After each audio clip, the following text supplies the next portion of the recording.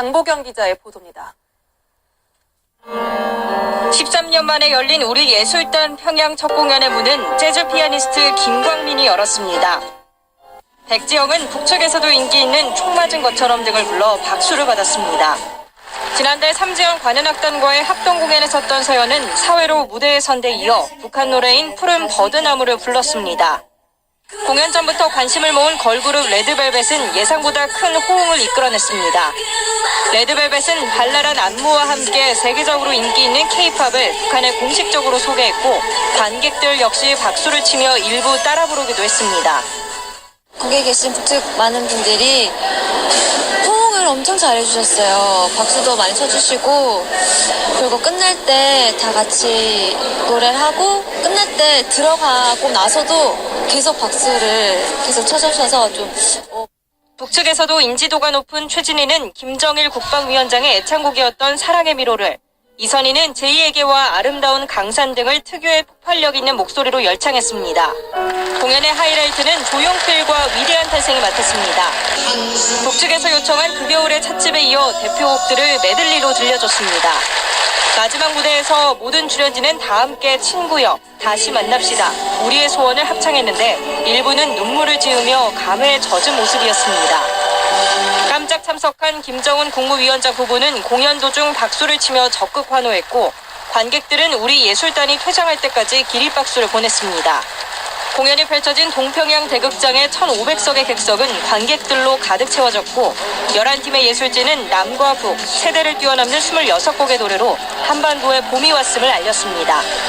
연합뉴스TV 장보경입니다. 보신 것처럼 김정은 북한 노동당 위원장 부부가 우리 측의 평양 단독 공연을 관람했습니다. 김 위원장은 가을에는 서울에서 공연을 하자며 적극적인 문화예술 교류 의지를 내보였습니다. 백계현 기자의 보도입니다.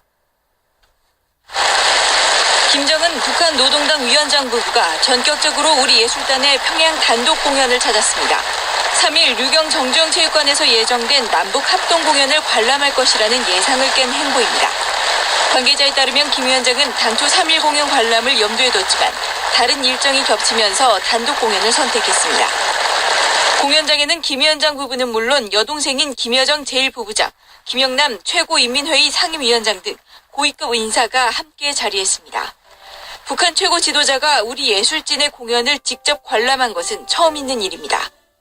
김정은 위원장은 적극적으로 공연을 즐겼습니다.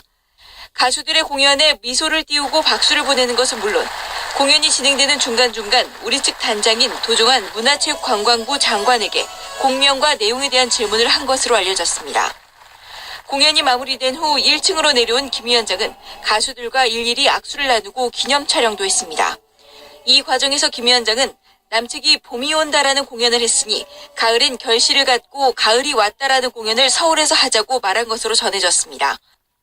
이에 덧붙여 내가 레드벨벳을 보러 올지 관심들이 많았다라며 한국 내 보도에 대해서도 파악하고 있는 모습을 보였고 평양 시민들에게 이런 선물 고맙다, 김정일 위원장에게 전하겠다는 말을 남겼습니다. 김 위원장이 적극적인 문화예술 교류 의지를 드러낸 만큼 다가오는 가을 북한 공연단의 재답방이 이루어질 가능성도 배제할 수 없게 됐습니다. 연합뉴스TV 백기련입니다.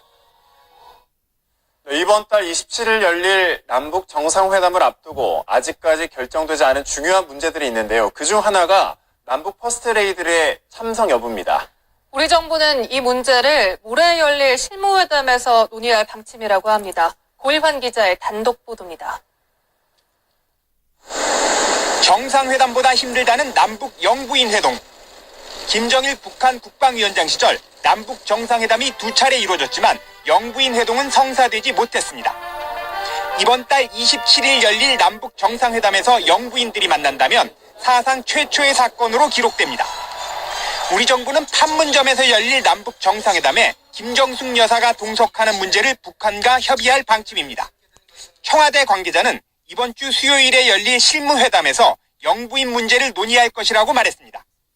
김정은 노동당 위원장의 부인 리설주도 정상회담에 동행한다는 의사를 북한이 밝힌다면 영부인들의 일정이 구체적으로 논의될 것으로 보입니다.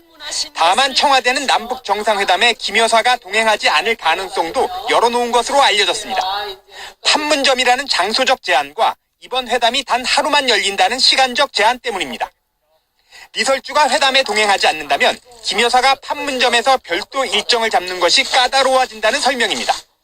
그러나 최근 김 위원장의 중국 방문 때 리설주가 동행한 것을 감안하면 남북 정상회담에도 함께할 가능성이 적지 않다는 분석입니다. 이렇게 되면 사상 첫 남북 영부인 회동도 성사될 것으로 보입니다. 정부는 이번 주 수요일 판문점 남측 지역에서 열릴 실무회담에서 영부인의 참석 문제 외에도 의전가 경호, 보도 문제에 대해 의견을 교환할 예정입니다. 연합뉴스TV 고유관입니다.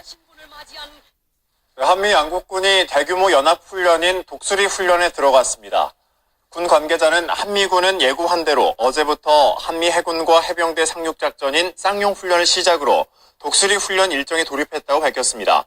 이번 쌍용 훈련에는 스텔스 전투기 F-35B를 탑재한 미 해군 강습 상륙함 와스프함과 본엄 리처드함이 동시에 투입됩니다. 한미군은 일반적으로 3월 초부터 연합훈련을 시작하지만 올해는 평양 동계올림픽과 패럴림픽 이후로 일정을 미뤘고 훈련 기간도 예년의 절반 수준인 4주로 줄였습니다.